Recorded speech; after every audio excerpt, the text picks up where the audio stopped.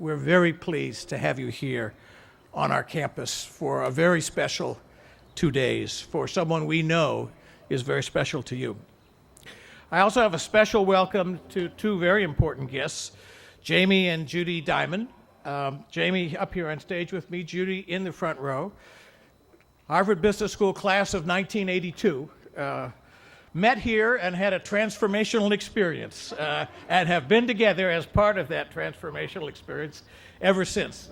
We're thrilled to have you back, and we'll hear from Jamie later on, one of the leaders of an American institution that has truly shown he's a leader who makes a difference in the world. Ladies and gentlemen, please join me in welcoming our 2009 Class 8 speaker, Chairman and CEO of JPMorgan Chase, Mr. Jamie Dimon. Thank you very much. I just want to make it absolutely clear, I left Citigroup 10 years ago. Okay? So good afternoon, everybody. Section I. Thank you. I was listening to you guys talk about your school experience when you first got here, Legos and bean bags and stuff like that, and it sounded more like kindergarten to me, and we didn't have any of that stuff. We were right down to business. And Dean Light, Jobadder Echo, they were both teachers of mine, by the way, fabulous and outstanding teachers. Jobadder Echo, by the way, I know he's very good. I know he ranks very high when you score him every year, but the year that I was here was his first year, and we taught him how to teach. So I'm sure you all had some first-year teachers, and you can torch them just a little bit. Parents, friends, HBS graduates, we're very proud of you. My wife and I both graduated from here, and we both loved it here. And my daughter, Julia, and her now fiancé, as of last Sunday, are both coming here next year. So I know they'll enjoy it as much as we did. It is a well-earned. You should feel great about graduating this school. It is well earned. It's not just the 2 years here, it's years of hard work. It does come with some very, very deep obligations I'm going to talk about a little bit later. I'm actually going to stick to exactly what you all asked me to speak about, 3 subjects. One was career management, learning, dealing with failure, building your brand as one. It was put in the piece of paper I got, family and things like that. The second is leadership, qualities of leadership, what's important, and particularly lessons in a crisis. And the third is our obligations to society and each other. I'm going to caution you, and I'm going to go through a bunch of things here. I'm always hesitant to give advice because it sounds like I did it all right. I did not. Some of what I'm going to tell you is I learned from making the mistakes that I'm going to tell you to try to avoid doing. And some are timeless principles. I'm sure a lot of the parents here will know them quite well. Career management. And this is individual, whether you're an individual leader or a leader of a group, an individual contributor, you're responsible for your own success and happiness. There are 6 very important things I think you got to focus on. Learning is a lifelong thing. It doesn't end at Harvard Business School. It's your responsibility. I think if you're in any profession at all, you have to do it consistently all the time. I think I spend probably 50 or 60% of my time learning, reading, talking to people, traveling. It's the only way you can keep on top of this global world of ours. And it's even tougher now because of the globality of the businesses you're all going to deal in. How? Reading is the most important one.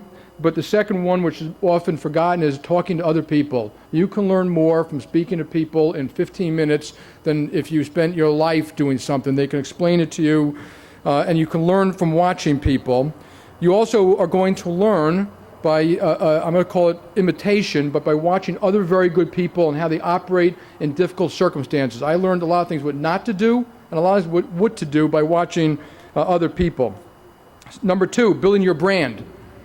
It's a Harvard Business School way to put it, but let me put it a slightly different way.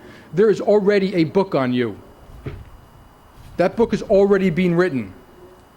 And if I spoke to your teachers, your friends, your professionals, your parents, I would know whether you're trusted, how hard you work, whether you're ethical. I would know so much about you, you'd be shocked. I don't even have to meet you. So that book is already growing. You write the book you want the way to be written. You actually have that choice, and you can do it as you want now. Don't let others write it. And when you get caught in situations that you're uncomfortable, I remember I worked at a company not far from here, And I remember I was asked to do something I didn't want to do. I'm not telling you all to take this advice. You can always quit. It's your responsibility whether you accept to do something or not, and it will be in that book written on you. 3, how do you deal with failure, making mistakes? Many of you already have dealt with some very difficult times, so this is no different than some of you already dealt with. When you fail, it's okay to get depressed. It's okay to cry. It's okay to go home. It's okay to blame others for a while, but eventually you have to get over it and move on. The greatest people who've ever walked this planet, and I'm not talking about business people, I'm talking about people like Nelson Mandela and Abe Lincoln, constantly had setbacks in life and failures. Constantly. It happens all the time in business, and some of your success will be how you deal with the failure, not how you deal with the success. When I get introduced, I always get introduced that 1998 I was the president of Citigroup, and in 2000 I took over Bank One. I was fired in 1998. So I went a little bit of experience like this, and it's a painful thing. My boss, who I'd worked for 15 years, called me in and said, we want you to resign. To which I said, okay. I went home, I told my wife and children, I called my wife up and said, Judy, I'm going to tell you something, I'm not kidding, because I always make jokes about things like that. But I wanted to make sure the kids were fine. I went home, I have 3 wonderful daughters, they were much younger then. I said, the youngest one said, Dad, do we have to sleep in the streets? I said, no, hon, we're okay. The middle one, who just graduated Barnard, said, Dad, can I still go to college? I said, yes, dear, you can. And I knew things were fine when the oldest one, who was going to Harvard Business School, said, Dad, can I have that little cell phone you have? You won't be needing it. I remind people, when you fail at something, I told people about Citigroup as my net worth, not my self-worth. And I was able to move on, and yes, it was difficult. I did call my boss a year later. He did not call me. I called him and said, it's time to break bread. We went to lunch together. I told him that I didn't think he did the right thing for Citigroup, which is pretty obvious at this point. But I told him the mistakes I made. And whether it was 40-60 or 60-40 wasn't important. I wanted to learn from the experience and move on. He acknowledged my mistakes. You had better be a little tough in this world of ours, because you will be criticized when you take jobs of leadership, and almost any job. And so you have to grow a little bit of a thick skin. At one point, when Secretary Hank Paulson, Secretary of Treasury of the United States, was getting a lot of criticism, and Tim Geithner, about some of the things they were doing in a very difficult environment, I called them up and read them a Teddy Roosevelt quote, which I hope you should all remember, or took all the students here. And it was something like the following, that the credit does not go to the critic in the stand. It goes to the person on the field, bloodied and bruised, striving to achieve something. And I think that that's very true, so that when you get the criticism, let it go off your back. And I think we should remind ourselves, when it comes to mistakes, a lot of what's going to happen in the next 25 years to you, it's not just your skill, there's luck involved. So don't get too exuberant when you do well, and don't get too depressed when you don't. Number 4, to thine own self be true. You have to fight self-deception. Human beings are experts at it. I do it all the time. It's one of my favorite things to do until people bring me back to earth. Very often, who brings you back to earth? Very often it's your friends or your spouse. We all do the same kind of thing with friends and spouses. We come home, we tell them how we were treated and why that person treated us so badly, and they agree with us. So it's very important you try to step out of those situations and try to understand yourself deeply. I'm going to give you 2 examples about, this is more personal, it may relate to some of you here, about myself. When I was in 5th grade, my teacher made a sign that said self-control, and she put it on the desk facing me. That went on for many, many years, and it wasn't until I was 45 years old that I realized that anger is a bad thing. And that people used to say to me when I was younger, that was a well-placed blow of anger, well-timed and well-delivered. It was never deliberate. It was just a welling up of anger. Usually I had to apologize. In fact, at one point, someone gave me a box of cards, which all I had to do was fill in the day. And the card said, hello, my name is Jamie Dimon. I'd like to apologize in advance for my behavior on the day of X. And so anger always backfires. It hurts people. You have to apologize all the time. It's better to skip it. You all know about IQ and EQ. Your IQs are all high enough to be very successful. Where people often fall short, it's on the EQ. And emotional intelligence is critical, and it's something you will develop over time too. Matter of fact, a lot of management skills are more EQ. How do people function? And when I look at EQ, I always think to myself, why is it that when some people walk in a room, we all brighten up? Why is it when you really want advice, you call certain people? Why is it that some people you never would question what they say, and that some people you never would trust what they say? And those are emotional skills and empathy, but you're a human being. You have these other things which we all have to develop all the time and work at them all the time. And they're things like passion, work ethic, character, integrity, and you're the sum of all of these things. Your IQ alone will not get you through the dark days or the tough times. You need to develop all these things, to develop them consistently. Take care of yourself, your family, and your friends. You're going to get involved in a very high, stressful situations. If you don't take care of yourself physically and emotionally, you will fail. You have to do it. I used to feel guilty when I get in the office late sometimes, late being 8:30 to 9, because I stayed to exercise. Exercise is a good thing. It clears your mind. You have to give yourself vacations and family time all the time. One example I went on vacation many years ago, and like a lot of you, I played tennis in the morning with friends, I ran in the afternoon, we had dinner with friends, and my kids were kind of ignoring me that whole vacation. And the next vacation I said, no, I'm going to spend only with the kids. Nothing else, no friends, no tennis, and it's amazing how much fun you have and how much time you play with them. There's no such thing as quality time without quantity. So when you have children, don't think you can make up with short briefs of quantity time. They won't get there with you. Leadership, it's issue number 2. First of all, it is an honor, a privilege, and a very deep responsibility to be a leader of a small group or a bigger group. You have to remind yourself, if you make a mistake, and I worry about this all the time, I can hurt a lot of people. And I'm not talking about just shareholders. I'm talking about customers, communities, employees, parents. We have to lay off people. So that's what I worry about every single day. It is personal. I hear all the time that people say it's not personal, it's just business. It is personal. I want to do a great job for this company, this team. I bleed JPMorgan blood. I don't like it when people act, I see this all the time, like it's a third party they're talking about. It is not a third party. I wear the jersey of this company. I want patriots. I want people going to fight for it and do the right thing all the time. It's not what you say. I'm going to say a lot of things here. It's actually what you do. So everything I'm about to say, it's whether you actually demonstrate it in your life, not whether you put it down on paper. I'm going to go through 11 attributes. The attributes are intertwined. You can come up with different names in different ways.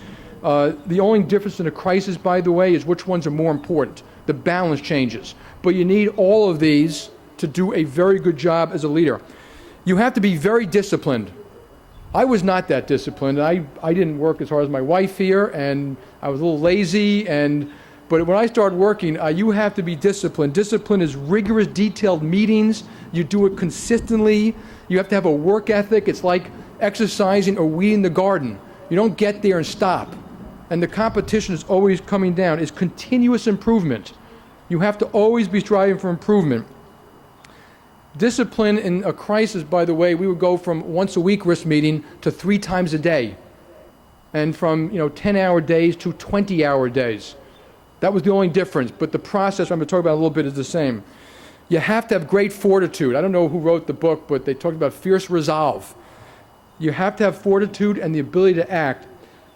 You can be crippled by politics, bureaucracy, and people who just don't want change. When I first got to Bank One, it was quickly clear to me the company had systems problems, management problems. We didn't treat our customers well. Our expenses were too high, and to survive and thrive, we're going to have to lay up a lot of people.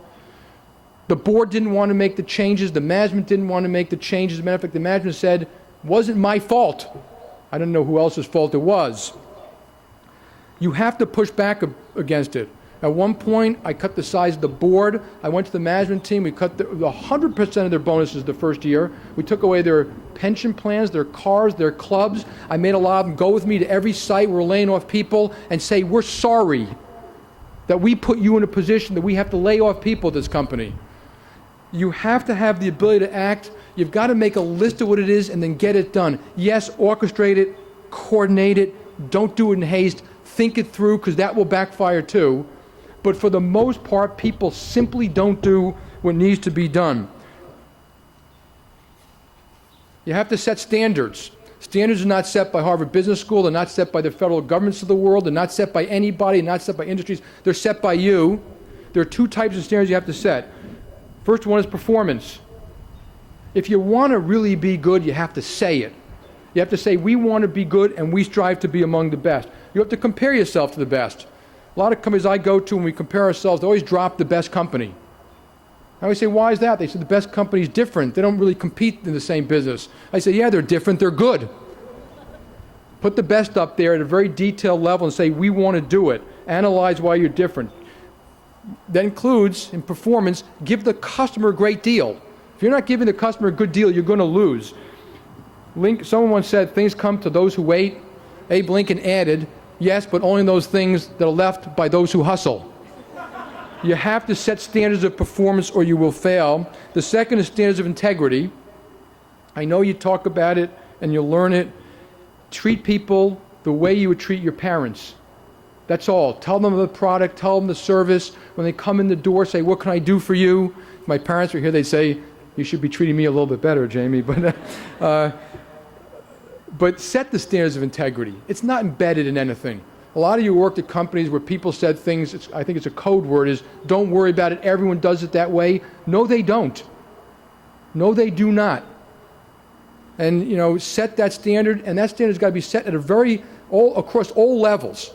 I've been with a lot of kids who lie on T&Es because they took a cab in, they shared it from the hotel, to a job interview, they split it with a friend, and they both put in 100% of the cab bill of $40. That's stealing.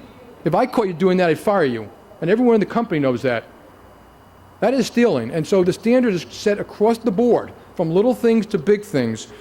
Do the right thing, not the easy or expedient thing. Fourth, you got to look at the facts in a cold-blooded, honest way all the time. At management meetings, emphasize the negatives. You can always have a party about the positives. I used to always go to Hong Kong, party, have a great time. But at management meetings, what are we not doing well? How come the competition is doing better? Emphasize the negatives. Internally, profit and loss statements are very important. Okay? And so a lot of times I get involved in debates about, well, you're focused on little things about how we allocate expenses. It's not a little thing. A lot of companies allocate expenses inside, and the allocation is political, not economic. And that does two things inside a company. It means your numbers aren't honest. In fact, I've been at a company where people say, well, let's move the profits to the part of the company that has a higher public valuation. I call that financial misrepresentation. You're teaching your own people to lie. And that goes on in these companies. So P&Ls are very important that way. Aggressive accounting is the same thing. I'm not going to go through a lot of examples. I don't know if you still have that GE case and the Westinghouse case. Did you still do that one? That compares accounting. When people do very aggressive accounting, it's in one spot, it's usually a lot of spots. It tells you something about the company. So keep your eye out for that one. Externally, full disclosure. There's only one truth. We try to tell the board the same thing we tell the employees, the same thing we tell the analysts, the same thing we tell employees. The good, the bad, and the ugly, and then deal with it. It's okay. We're never going to do everything exactly right. Number 5, openness. Hard one to actually execute, because what you really want in a company is full sharing of information. I've worked in a lot of companies where you simply can't get it. They say it's not your job. It is your job. We want to have full information and then have a debate about the right thing to do. Half the debates are on what the information is. Bad information leads to excessive politics. People have often said to me, okay, Jamie, you're the big boss. You get paid the big bucks to decide. Now decide. My experience has always been that if you get the right people in the room, the answer is often waiting to be found. You don't have to guess. The job of a leader is not to make the decision, it's to make sure the best decision is made. And therefore you need other people. You have to kill bureaucracy. I think that bureaucracy is the petri dish of politics. It pushes out good people. You lose touch with the customers. It often emanates from headquarters. If you go to headquarters of companies, I think headquarters are often the disease, and you see the receptionist treating the employees badly or their customers badly, you probably have a company that has a problem. Headquarters don't exist except for the fact there's a client in front of someone somewhere, whether it's a Benihana or whether it's a JPMorgan Chase. And you got to deal, at Home Depot, the best example is they call it store support center. I'm more of that mind. Move people in and out of corporate to make sure they know what it's like to have the job on the firing line, and then they have a little more respect for the job on the firing line. Deal with key issues. I always make a list on Sunday of all the issues I'm trying to avoid, and I write them down, and I try to deal with them on Monday. Now, I avoid them half the time. I come up with good reasons not to do it, but I try to get them down. There are signs of politics. When you see these, I'm sure you've all seen them. When you have a meeting, you share information, and after the meeting, people line up outside of your office saying, I didn't want to say this in front of everybody, but that's politics. Now, of course, they can tell you something confidential, but most of the time it should have been said in the room with their partners. And I tend to tell people, is you can't say it in the room, you don't deserve the job. Say it politely, say it reasonably, but say it, because you're only trying to do the right thing for the company or the clients. At one point, we had a conversation about compensation. We actually reviewed the top compensation of a lot of people, and someone said, you're going to make us all go through all the compensation of all the top people? I said, yes, I am. And the person said, well, don't they work for me? Don't I know what they contribute to the company? I said, no, they don't work for you. And how do you know what they contribute to the company unless you ask your partners? And we have open conversations about whether our people are doing a good job for each other. We don't do it to hurt anyone. We do it for fairness and insight. And get into the field. Whatever people say, get into the field, do it all the time, have a little fun. Take the ops clerk to dinner, go have drinks with the tellers. You'll learn more about your company all the time when you do something like that. Cut across hierarchy.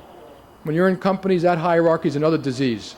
Be polite, but hierarchy is generally artificial to start with. Most units in companies all serve each other, and so cut across the hierarchy. Just make sure your boss doesn't fire you for it. Always get the right people in the room. If you're designing a system, have the people going to use the system there. Give them the authority to say, if it doesn't work for you, the tellers or the clerks, then we won't do it. So they get fully engaged in building everything that the company does all the time. And the last thing to open is, someone said to me once, there's truth tellers. Someone stood up in a big crowd and said, every one of you has to make sure that at least one of the people around you is a truth teller. They always tell you the truth. And I got up and said, yes, you got to make sure that there's at least one truth teller around you. But if you are a leader and you have 7 or 8 people reporting to you and you have only one truth teller, you have a problem. Every single one of them should be a truth teller. You have to set things up for success. I'll give you a quick example from my past. When we did the Citigroup Travelers deal, we had multiple tri-heads and multiple co-heads reporting to tri-heads and co-heads. That is a formula for disaster. So organize things that will actually work in the future, not things that won't work in the future. Loyalty, number 7. Loyalty, meritocracy, and teamwork, words you all hear. I'm going to give you a slightly different point of view of them. When I was a young CEO, someone asked me, we love the company, but you demoted Joe. You embarrassed him. How can we be loyal to you, which we asked for, which I believe in, when we're not loyal to Joe? And I honestly couldn't answer the question. And I went home that night and I thought about it. And I called the person up the next day. I said, yes, you were right. We demoted Joe. And Joe is a pillar of society and a wonderful person. And yes, we did not want to embarrass him. But Joe was no longer doing a good job. If we were, quote, loyal to Joe by leaving him in that job, we would have been hugely disloyal to everybody else and the clients of the company. And that, by the way, is the hardest job you are going to face, right there. Doing the right thing when it may be removed. Don't embarrass someone. I think it's one of the great mistakes when people embarrass people all the time publicly who've worked hard for a company. That is a terrible thing to do. If you are loyal to Joe and not the company, you do not have a meritocracy. I remind people, we talk about diversity, Joe is usually a middle-aged white guy. So if I tell you we're going to give the best job to the best person, Okay, I'm not telling the truth if you don't see me make changes. So a meritocracy is the fundamental part of a meritocracy. And teamwork is often code, and it means get along. Whereas often I think the best team player is the one who puts up their hand and says, I don't agree because I don't think what you're doing is in the best interest of the client or the company. So teamwork sometimes means standing alone and having the courage to say something. I deeply believe in loyalty. Deeply. And I dealt hard with the contradiction about making tough decisions like that. So what is loyalty, if you deeply believe in it? What do we owe employees of a company and each other? Here's what we owe you. We owe you, and I'm going to talk about this a little bit later, that we're going to do everything we can to build a healthy and vibrant company, because that will give you the most opportunity. We want to build a company that's respected by people, because that means you will be respected. We want to give you the training you need. We want to treat you with dignity. We want to give you opportunities. If you fall down, we want to pick you up and help you. That's what we owe you. We do not owe you that job. And that is what loyalty means. Number 8, great mistakes are made in the name of morale. Very often morale to people means writing down words. We're going to treat people with dignity and loyalty. We're going to do all these wonderful things. We're going to hold hands and sing Kumbaya. The road to hell is paved with good intentions. One of my first jobs, I was at a company, I won't go unnamed, that had a terrible morale problem. They spent hundreds of thousands of dollars in a survey to ask to check into morale. I, of course, being a little obnoxious at my young age, said, I could have saved you the money and told you morale was bad. Now, morale was bad because the people considered the place political and bureaucratic, still defined. The management team came up with an idea. The idea was, and they convinced themselves it was a great idea, that they give every employee $300 of restricted stock to show that they care and to give them a vested interest in the company. They gave out the $300 of restricted stock. Months later, they surveyed morale again. It got worse. And I'm going to make a very simple, common sense example of why it got worse. And business is just common sense sometimes. If you walk up to me and say, Jamie, your company is political and bureaucratic. I don't like working here. I would never recommend to have a friend come here. And I look back and say, oh yeah? Well, here's $300. What you want us to do is fix the problem. We can't buy your loyalty, and we certainly can't buy your morale. Morale comes from fixing problems, earning respect, and winning. I always remind people, show me a very bad company that loses all the time, I'll show you bad morale. Number 9, treat all people properly, with respect. Treat them all the same, whether they're clerks or CEOs. I find it very upsetting. Someone once mentioned, yes, Jamie, that's true, but you treat them all badly sometimes, but don't treat them well, but treat them equally.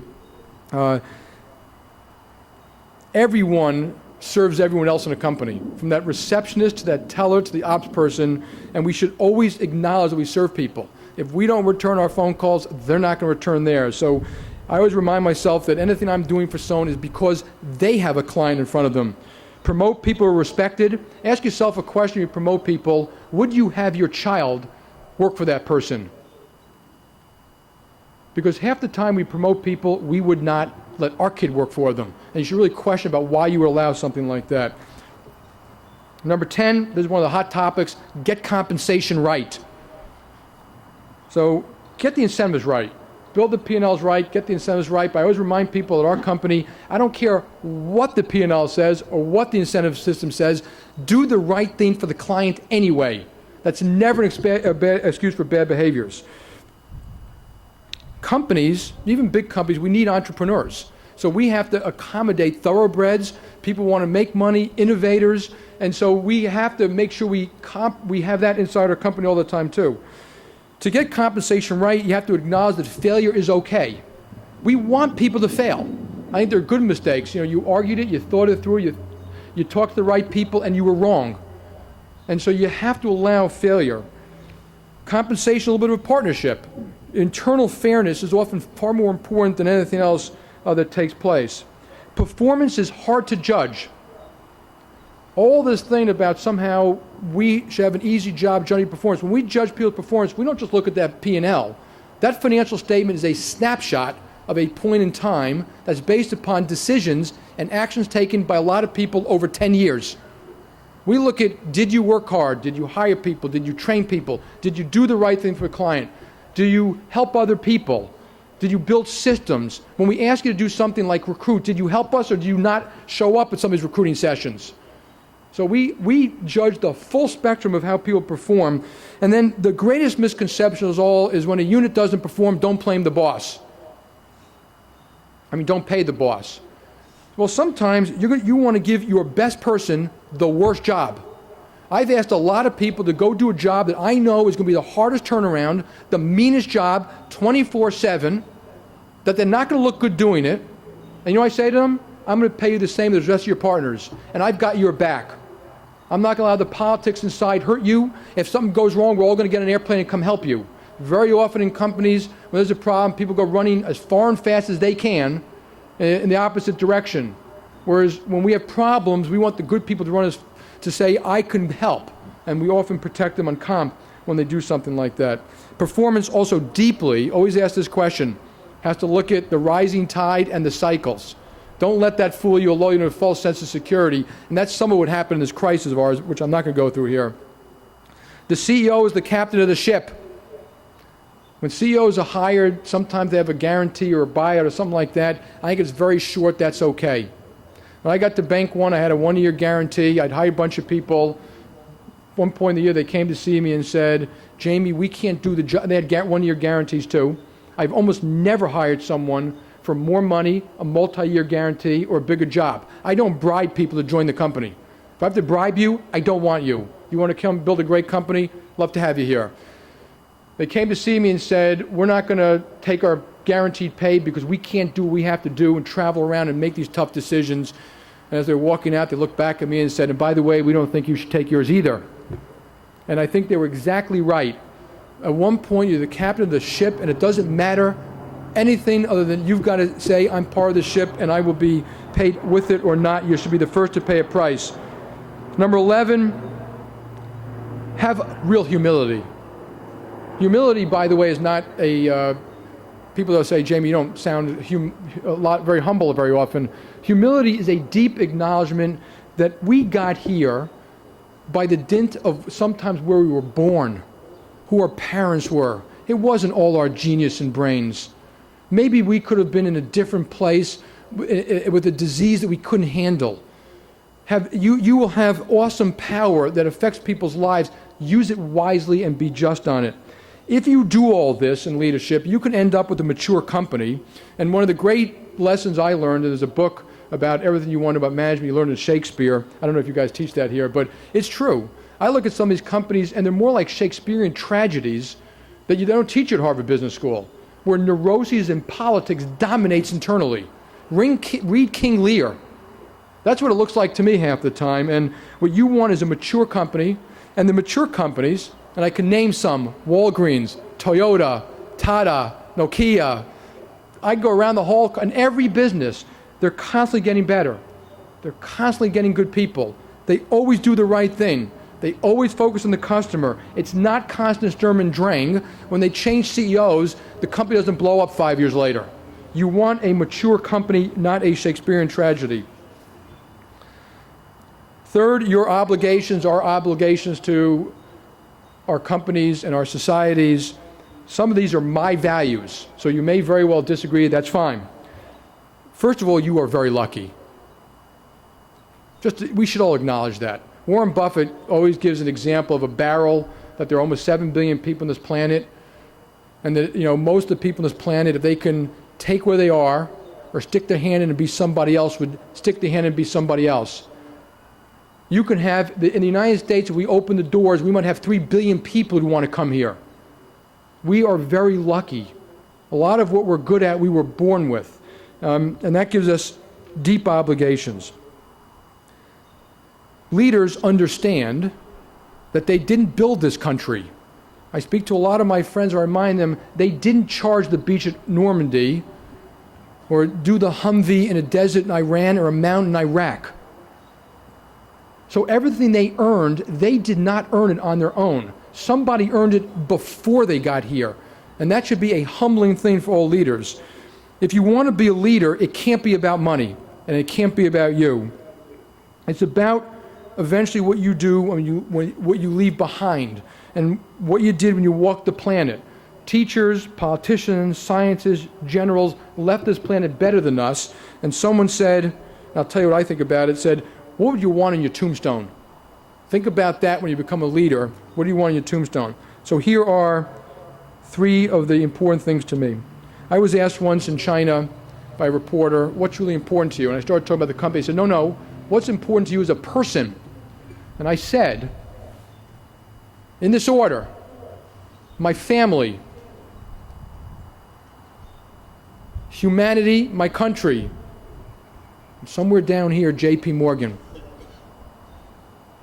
And I do mean that, in that order. And I'm going to explain why. The family you brought into this world, the people who love you the most, you love the most, and I've always spoken about giving them time. The only advice I'm going to give you about family at all or friends, and this is more to the men than to the women here, turn off the TV. You don't have to have dinner with your buddies all the time.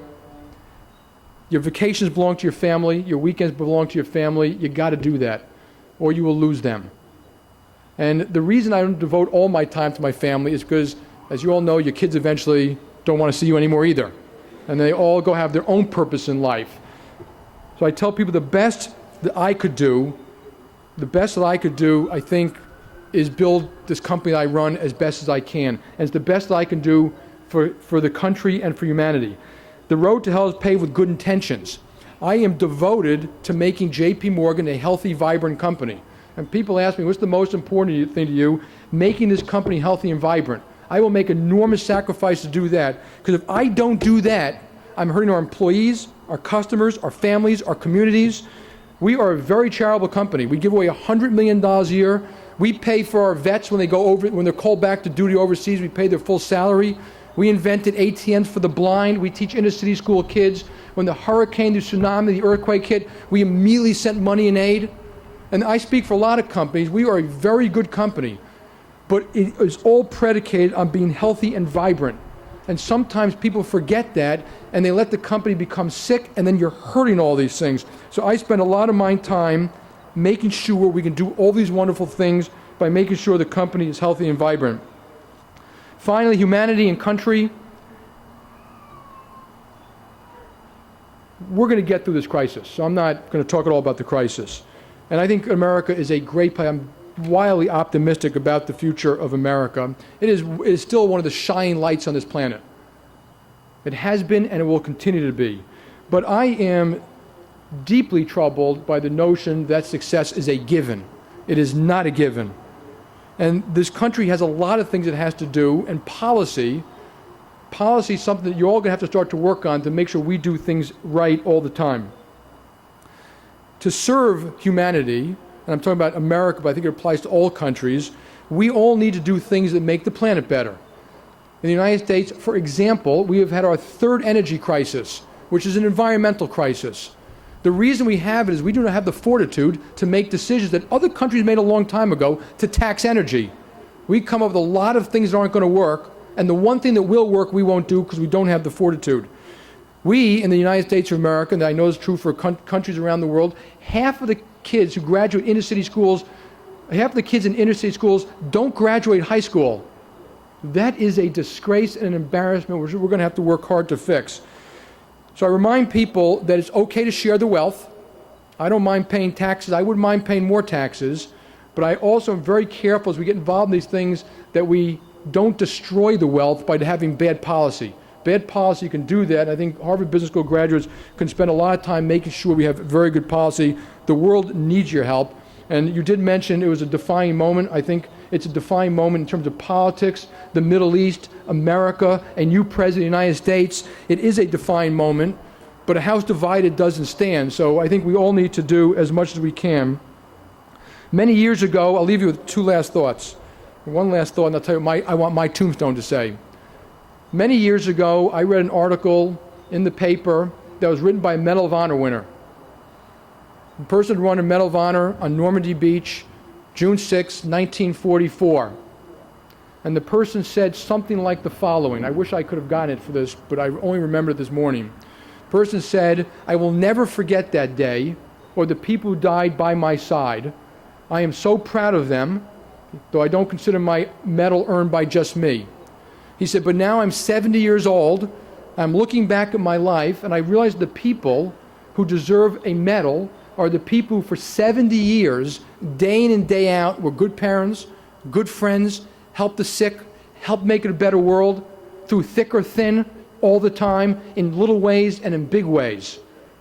And that's how you are all going to add to this planet too. So my tombstone, actually not my tombstone, I'm not sure I'm going to put my tombstone, but I hope people say, we're going to miss the SOB, and the world is a better place from having been here. So thank you, congratulations, God bless you all, Godspeed, and help make it a better world too. Thank you. Thank you. Thank you.